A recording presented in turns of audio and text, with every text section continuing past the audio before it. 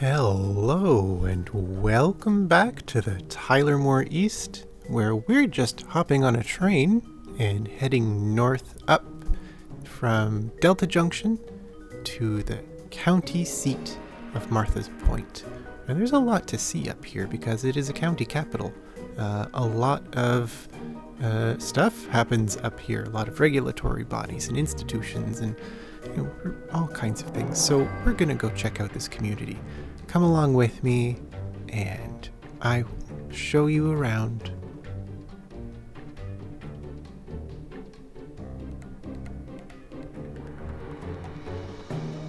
As soon as we pop out of the train station here, we end up in the main square of town where we have the headquarters of the company that runs this train station. And that is the Federal Train Authority.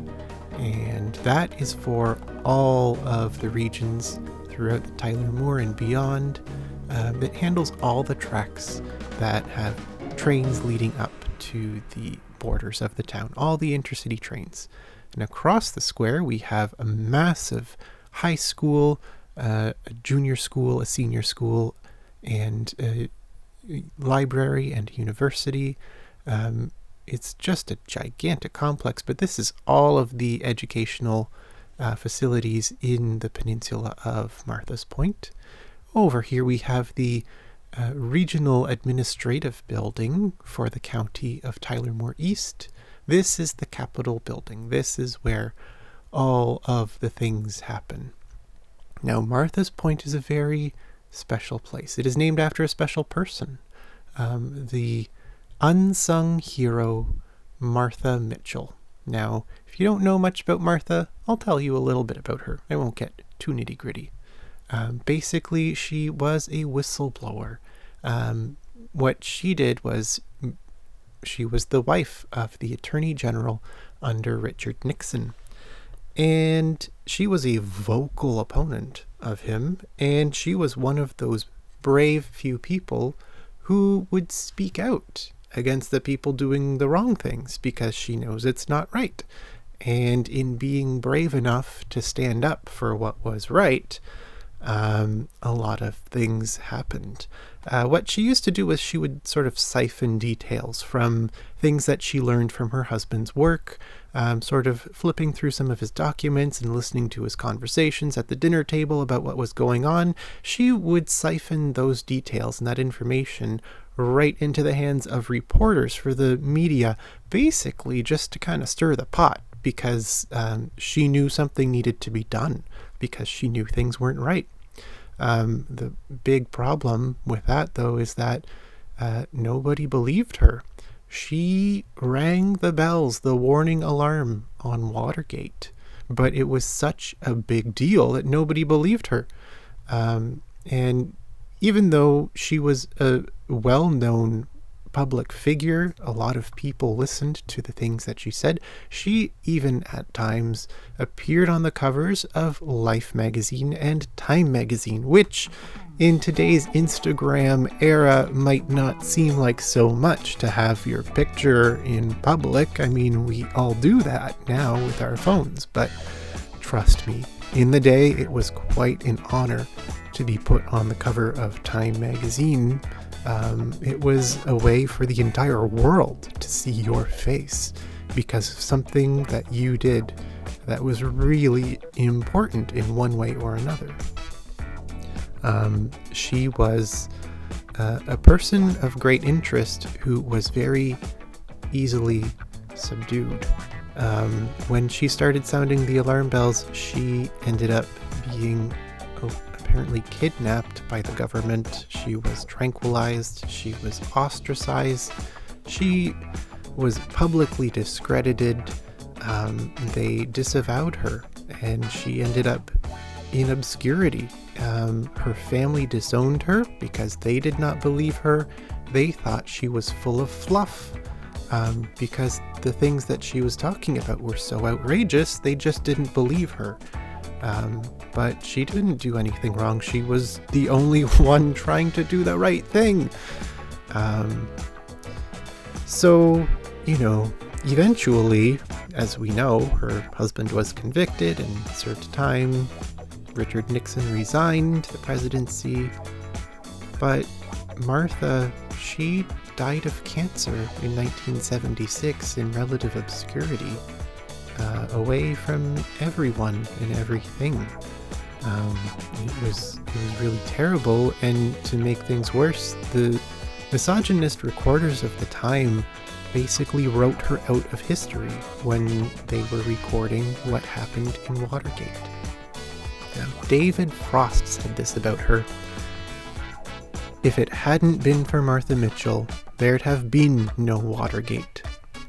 And the historian Garrett Graff said, "She warned Americans about what was about to envelop the country, and she was ignored. She deserves a much bigger role in the way we tell the story of Watergate." Now, Watergate and politics aside, this is about a whistleblower. Someone who knew things were wrong. When no one else was doing anything about it, she tried to make it right. And the world shamed her for it. And that is all kinds of injustice.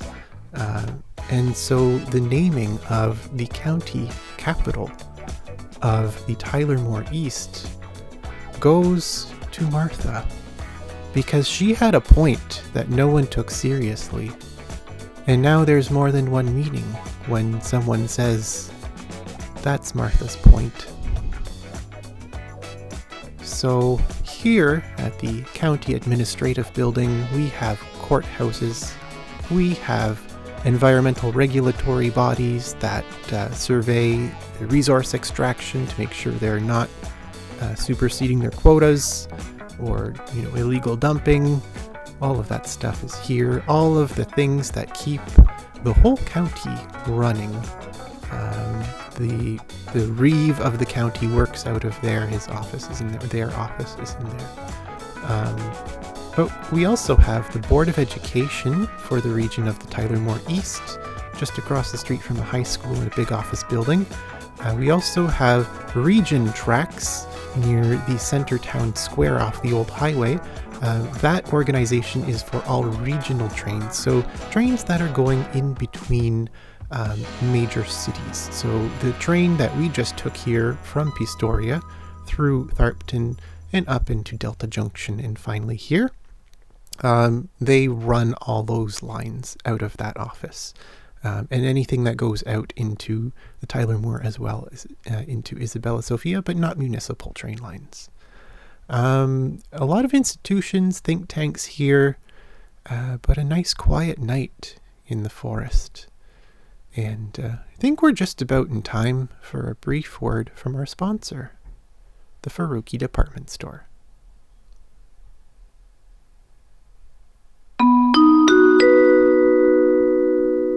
Tired of having the rug pulled out from under you? Feel like you're being treated like a doormat? Come on up to the 5th floor to our floor coverings department, where we have deals on any rug or carpet all week.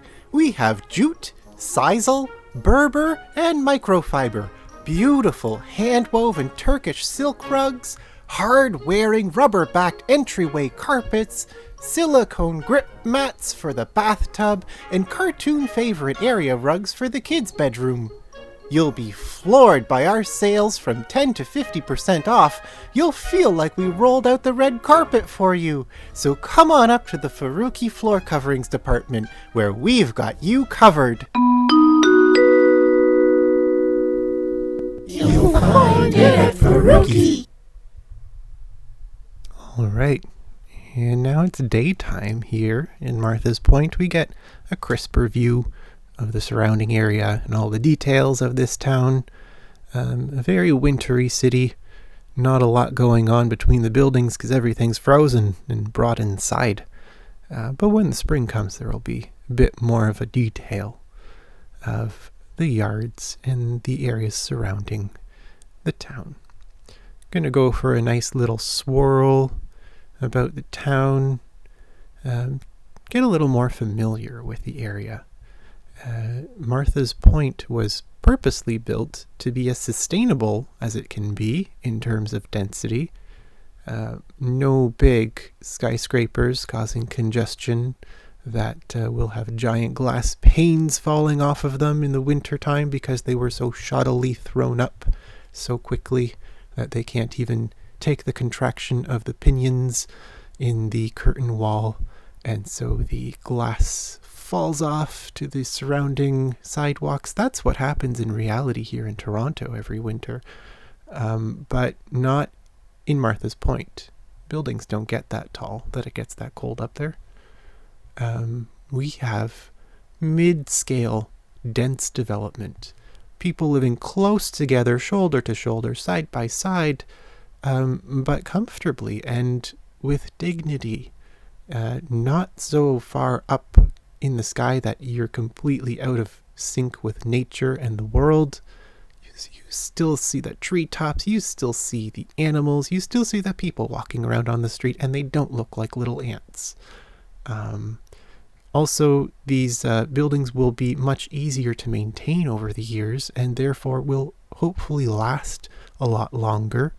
And the buildings are built mostly out of brick and mortar and steel, not so much just skeletons with glass sheathing, because that doesn't really work so well in such a cold climate for a very long period of time. I'm talking generations, not just a decade or two. Well, we've got some beautiful views of the empty countryside. Kind of feels like we're in a John Denver song. Feeling that cool, crisp air and that barely warm sun on your face. And that wraps us up here for another day. Well, it looks like the rain just started. I think it's time for us to run back in the train station, catch a train back down to Pistoria. Thank you for joining me here. I hope you take care, and I'll be seeing you soon.